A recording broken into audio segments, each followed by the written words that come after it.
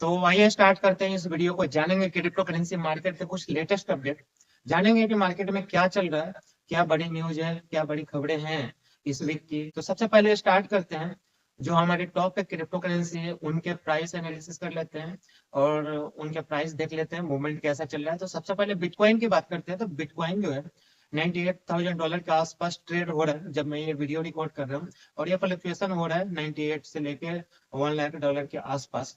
वहीं इथेरियम की बात करें तो $3,400 के आसपास ट्रेड हो रहा है, और बीएनबी की बात करें तो $660 के आसपास ट्रेड हो रहा है। और वहीं सोलाना की बात करें तो 250 से लेके $260 के आसपास ट्रेड हो रहा है। तो ये थे हमारे टॉप के क्रिप्टो करेंसी और उनके प्राइस। अब खबर में बात करते हैं तो टाइमो जो एक डिसेंट्रलाइज फाइनेंस एक्सचेंज प्लेटफॉर्म है, उनके जो फाउंडर है उन्होंने कहा है कि 2025 तक हो सकता है कि जो बिटकॉइन है $180,000 के आसपास ट्रेड हो रहा होगा। यानी इसकी जो प्राइस है बिटकॉइन की $1,80,000 के आसपास जा सकते हैं 2025 तक। और इसके साथ भी क्रिप्टो क्वांट है और जितने भी बिटकॉइन ईटीएफ जिन्होंने रजिस्टर किया है, कंपनियां ब्लैक रॉक हो गई, उनका भी लगभग यही अनुमान है कि 2025 तक $1,80,000 के आसपास बिटकॉइन जा सकता है। वहीं इथेरियम की बात करें तो बिटगेट के फाउंडर ने कहा है कि अभी ये स्मॉल करेक्शन है, शॉर्ट टाइम करेक्शन है इथेरियम में। अब हो सकता है कि क्वार्टर फर्स्ट में 2025 के क्वार्टर फर्स्ट में जो इथेरियम का प्राइस हो लगभग $20,000 के आसपास जा सकता है।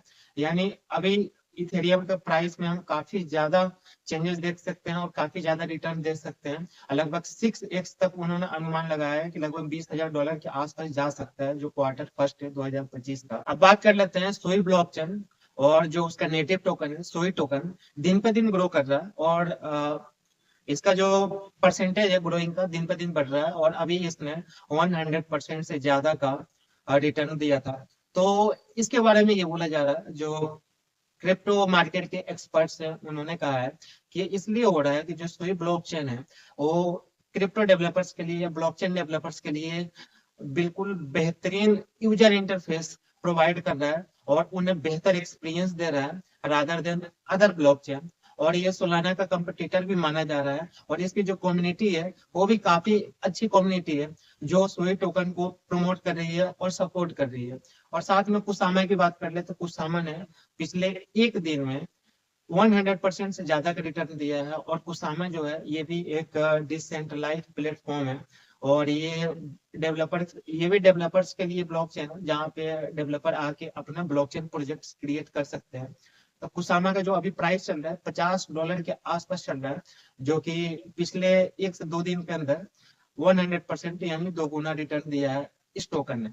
अब बात कर लेते हैं कि जो एलन मस्क है, एलन मस्क ने कहा है कि यूएस में बैंकरप्सी आने वाली है और काफी नजदीक है।